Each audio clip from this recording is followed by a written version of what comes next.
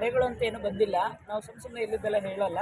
ಹಾಗಾಗಿ ಇವತ್ತಿನ ವಿಚಾರದಲ್ಲಿ ನಾವು ಮುಂದುವರಿಸಿದ್ರೆ ಹೆಂಗೆ ಅಂತಂದೇಳಿ ನಾವು ಟೆಂಟ್ ತೆಗಿತೀವಿ, ಪರ್ಮಿಷನ್ ಇಲ್ಲ ನಿಮಗೆ, ಒಂದೇ ದಿನ ಪರ್ಮಿಷನ್ ಕೊಟ್ಟಿದ್ದರಿಂದ ಪೊಲೀಸ್ ಇಲಾಖೆಯಿಂದ ತುಂಬ ಒತ್ತಡ ಬರ್ತಾ ಇದೆ. ಪೊಲೀಸ್ ಇಲಾಖೆಯಿಂದ ಬಂದರೂ ಕೂಡ ನಾವು ಏನು ಹೆದರ್ತಾ ಇಲ್ಲ. ಯಾಕೆಂದರೆ ನಾವು ಮೊದಲೇ ಕೊಡಬೇಕಾದ್ರೆ ಅನಿರ್ದಿಷ್ಟಾವಧಿ ಮುಷ್ಕರ ಅಂತ ಕೊಟ್ಟಿದ್ವಿ. ಅದಕ್ಕೆ ಕೋರ್ಟಿಂದ ಪರ್ಮಿಷನ್ ಬೇಕು ನಿಮಗೆ ಅನಿರ್ದಿಷ್ಟ ತೊಗೊಳೋದಾದರೆ ಹಾಗೆ ಅಂತ ಹೇಳ್ತಾರೆ. ಪ್ರಜಾಪ್ರಭುತ್ವದಲ್ಲಿ ನಾವು ನ್ಯಾಯ ಕೇಳಬೇಕು ಅಂತ ಬಂದರೆ ಎಲ್ಲಿ ನಿಂತು ನಾವು ನ್ಯಾಯ ಕೇಳಬೇಕು? ಸರ್ಕಾರ ಮುಂದೆ ವಿಧಾನಸೌಧಕ್ಕೆ ಹೋಗಿ ಮೊದಲೇ ಬಿಡಲ್ಲ. ನೀವೊಂದು ಜಾಗ ಅಂತ ನಿಗದಿ ಮಾಡಿದ್ಮೇಲೆ ನಾವು ಅಲ್ಲಿ ಬಂದು ನ್ಯಾಯ ಕೇಳ್ತಿದ್ವಿ, ಅದಕ್ಕೆ ಅವಕಾಶ ಮಾಡಿಕೊಡಿ. ನೀವು ಬೇರೆ ಬೇರೆ ಯಾವುದೋ ವಿಚಾರಕ್ಕೆ ಅವರ ಎದುರ್ಸೋಕ್ಕೋಸ್ಕರ ಬೇರೆ ಬೇರೆ ಕಡೆಯಿಂದ ಅಧಿಕಾರಿಗಳ ಮೂಲಕ ಪೊಲೀಸರ ಮೂಲಕ ನಮ್ಮ ಹೋರಾಟ ಹತ್ತಿಕ್ಕೋ ಅಂತ ಕೆಲಸ ಮಾಡಿದ್ರಿ ಅಂತಂದರೆ ನಾವು ಇನ್ನೂ ಉಗ್ರವಾದ ಹೋರಾಟ ಮಾಡಬೇಕೆ ಅಂತಂದೇಳಿ ತೀರ್ಮಾನ ಮಾಡ್ಕೊಳಕ್ಕಾಗ್ತದೆ. ಯಾಕೆಂದರೆ ಇನ್ನೂ ಹಲವು ಜಿಲ್ಲೆಗಳಿಂದ ಎಲ್ಲ ಕಡೆಯಿಂದ ಬರ್ತಾ ಇದ್ದಾರೆ ಕಾರ್ಯಕರ್ತರು, ಸಹಾಯಕರು. ಯಾಕಪ್ಪ ಅಂದ್ರೆ ನಾವು ಕೇಳೋಂಥ ಬೇಡಿಕೆ ದೊಡ್ಡದೇನಲ್ಲ, ಸಣ್ಣ ಮಟ್ಟದ ಬೇಡಿಕೆನ ಈಡೇರ್ಸೋಕ್ಕಾಗಲಿಲ್ಲ ಅಂದರೆ ಸರ್ಕಾರ ಇನ್ಯಾತಕ್ಕೆ ಇರಬೇಕಂಗೆ ಅಂತೇಳಿ ಮುಂದೆ ಜಿಲ್ಲಾ ಪಂಚಾಯತ್ ತಾಲೂಕು ಪಂಚಾಯತ್ ಎಲೆಕ್ಷನ್ ಇದೆ.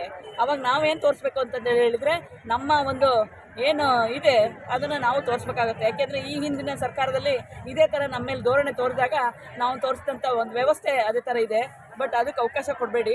ನಮಗೂ ಗೌರವ ಇದೆ, ಸರ್ಕಾರ ಅಂದರೆ ನಮಗೂ ಗೌರವ ಇದೆ. ನಾವು ಆರಿಸಿದಂಥ ಪ್ರಜೆಗಳು ಕೇಳೋಂಥ ಉತ್ತರಿಗೆ ಜನಪ್ರತಿನಿಧಿಗಳು ನಮಗೆ ನ್ಯಾಯಕ್ಕೆ ಒಡಿಸ್ಕೊಡ್ಬೇಕು. ಆ ನ್ಯಾಯನೇ ಸಿಗಲಿಲ್ಲ ನಮಗೆ ಅಂದಾಗ ನಾವು ಯಾರ ಹತ್ರ ಹೋಗಿ ಕೇಳೋದು ಅಂತಂದೇಳಿ ಕೇಳ್ತಾ ಇದ್ದೀವಿ. ಹಾಗಾಗಿ ಯಾವುದೇ ಕಾರಣಕ್ಕೂ ಟೆಂಟ್ ಕಿತ್ತರೂ ಪರವಾಗಿಲ್ಲ, ಬೇರೆ ಕಡೆ ನಮಗೆ ಜಾಗ ತೋರಿಸ್ಬೇಕು, ಅಲ್ಲೇ ಹೋಗಿ ಕೂತ್ಕೊಂಡು ನಾವು ಸಾವಧಾನವಾಗಿ ನಾವು ಇದನ್ನು ಕೇಳಬೇಕು, ಏನೋ ನ್ಯಾಯ ಕೇಳಬೇಕು ಅಂತ ತೀರ್ಮಾನ ಮಾಡ್ತೀವಿ. ಈಗ ನಾಳೆ ಕರವೇದು ಒಂದು ಹೋರಾಟ ಇದೆ. ಹೌದು, ಅವರು ಬಂದು ಇಲ್ಲಿ ಪಾಲ್ಗೊಂಡ್ರೆ ನಿಮ್ಗೆ ಸಮಸ್ಯೆ ಆಗುತ್ತೆ? ಪಾಲ್ಗೊಳ್ಳಿ, ನಾವು ಬೇಡಲ್ಲ. ಪ್ರಜಾಪ್ರಭುತ್ವದಲ್ಲಿ ನಾನು ಹೇಳಿದ ಪ್ರಕಾರ ಎಲ್ರಿಗೂ ಅವಕಾಶ ಇದೆ. ಅವಕಾಶ ಇದ್ದಾಗ ಇದೊಂದೇ ಪ್ಲೇಸು ಅಂತಂದೇಳಿ ಬಂದಾಗ ಪಕ್ಕಕ್ಕೂ ಜಾಗ ಇದೆ. ಪಕ್ಕಕ್ಕೆ ಇಲ್ಲೇ ಹೆಣ್ಮಕ್ಳನ್ನ ನಾವು ಇಲ್ಲಿ ಕೂತಿದ್ದೀವಿ, ಇವ್ರು ಎಬ್ಸೋದು ಬೇಡ, ನೀವು ಪಕ್ಕಕ್ಕೆ ತೊಗೊಳ್ಳಿ ಕರ್ವೆ ಇದ್ರವರು ಅಂತಂದೇಳಿ ಹೇಳಿದಾಗ ಅವ್ರು ಪಕ್ಕಕ್ಕೆ ಕೊಡ್ಬೋದು, ಗಂಡು ಮಕ್ಕಳು ಅವರೆಲ್ಲ ಇರೋದು. ಹಾಗಾಗಿ ನಮಗೆ ಬೇಡ, ಅವ್ರು ಇಲ್ಲಿ ಪ್ಲೇಸ್ ಕೇಳಿದ್ದಾರೆ ಅಂತಂದರೆ ನಮಗೆ ಬೇರೆ ಕಡೆ ಪ್ಲೇಸ್ ಕೊಡಿಸಿ, ನಾವು ಅಲ್ಲೇ ಹೋಗಿ ಪ್ರೊಟೆಕ್ಟ್ ಮಾಡ್ತೀವಿ. ಈಗ ನಾಳೆ ಅಕಸ್ಮಾತ್ ಗಲಾಟೆಗಳಾಗುವ ಸಾಧ್ಯತೆಗಳಿದಾವೆ. ಸೊ ಅದಕ್ಕೆಲ್ಲ ನೀವು ಹೆಂಗೆ ರೆಡಿಯಾಗಿದ್ದೀರಾ?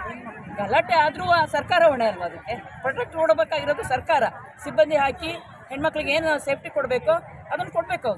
ಅದು ಆಗಲಿಲ್ಲ ಅಂತಂದರೆ ಅದಕ್ಕೆ ನೇರ ಹೊಣೆ ಸರ್ಕಾರನೇ, ನಾವಲ್ಲ. ಯಾಕೆಂದರೆ ನಮ್ಮ ಬೇಡಿಕೆ ಈಡೇರಿಸಿದ್ರೆ ನಾವು ಇವತ್ತು ಇಲ್ಲಿ ಕೂಗ್ತಿರ್ಲಿಲ್ಲ, ನಾವು ಎದ್ದು ಮನೆಗಳಿಗೆಲ್ಲ ಹೋಗ್ತಿದ್ವಿ. ನಾವು ಕೇಳಿದ್ರೇನು ದೊಡ್ಡ ಮಟ್ಟದೇನೋ ಏನು ಹಣಕಾಸಿನ ಸಮಸ್ಯೆ ಆಗೋವಂಥದ್ದೇನು ಕೇಳಿಲ್ಲ, ಪರ್ಮನೆಂಟ್ ಮಾಡಿ ಅಂತ ಕೇಳಿಲ್ಲ. ಈಗ ಈಗಿರುವಂತಹ ಸರ್ಕಾರ ಹೆಣ್ಮಕ್ಳಿಗೆ ಒಂದಷ್ಟು ಗ್ಯಾರಂಟಿ ಯೋಜನೆಗಳನ್ನ ತಗೊಂಡ್ಬಂದಿದ್ದಾರೆ. ಆದ್ರೆ ಎಲ್ಲ ಇವತ್ತು ಹೆಣ್ಮಕ್ಳು ಬೀದಿ ಮಧ್ಯದಲ್ಲೇ 3-4 ಹೆಣ್ಮಕ್ಳನ್ನ, ಶ್ರಮಿಕ ವರ್ಗದ ಹೆಣ್ಮಕ್ಳಿಗೆ ಸರ್ಕಾರ ಗ್ಯಾರಂಟಿ ಯೋಜನೆ ಮಾಡಲಿಲ್ಲ. ಮನೇಲಿರುವಂಥ ಹೆಣ್ಮಕ್ಳಿಗೆ ನೀವು ಓಟಿಗೋಸ್ಕರ ಮಾಡಿರ್ತಕ್ಕಂಥ ಒಂದು ಯೋಜನೆಗಳು ಅಂತಂದೇಳಿ ನಾವು ಹೇಳ್ತೀವಿ, ಮಾಡಿ ನಾವು ಪರವಾಗಿಲ್ಲ, ನಮ್ಮ ಅವ್ರಿಗೆ ಕೊಡಬೇಡಿ ಅಂತ ನಾವೇನು ಹೇಳಿಲ್ಲ. ಬಟ್ ಆದರೆ ನಾವು ಶ್ರಮಪಟ್ಟು ಕೆಲಸ ಹೋಗ್ತಾ ಇದ್ವಲ್ಲ, ಆ ಕೆಲಸಕ್ಕೆ ತಕ್ಕಂಥ ಒಂದು ವೇತನ ಕೊಡಿ. ವೇತನದಲ್ಲಿ ನಾವು ಪರ್ಮನೆಂಟ್ ಮಾಡಿ ಕೇಳಿಲ್ಲ, ಕನಿಷ್ಠ ವೇತನ ಕೊಡಿ. ಅದನ್ನು ಬಿಟ್ಟು ನಾವು ಬೇರೆ ಏನೂ ಕೇಳಿಲ್ಲ. ಬೇರೆ ಬೇರೆ ಇಲಾಖೆಗಳು ಇಂಪ್ಲಿಮೆಂಟ್ ಮಾಡಲಿಕ್ಕೆ ಕೆಲಸಗಳನ್ನ ನಮ್ಮನ್ನು ಬಳಸ್ಕೊತೀರಾ, ಎಲೆಕ್ಷನ್ BLO ಕೆಲಸಕ್ಕೆ ನಮ್ಮನ್ನು ಬಳಸ್ಕೊತೀರಾ, ಕೊರೋನಾ ಟೈಮಲ್ಲಿ ನಮ್ಮನ್ನು ಬಳಸ್ಕೊತೀರಾ. ಹೀಗೆ ಹಲವು ಯೋಜನೆಗಳಲ್ಲಿ ನಮ್ಮನ್ನು ಬಳಸ್ಕೊಂಡು ಯೋಜನೆಗಳನ್ನ ಇಂಪ್ಲಿಮೆಂಟ್ ಮಾಡಿಕೊಂಡು ನೀವು ಸರ್ಕಾರ ಹೆಸರು ತೊಗೊಳ್ತಿರಲ್ಲ, ಯಾರಿಂದ ಆಗ್ತಾಯಿತ್ತು ಸ್ವಾಮಿ?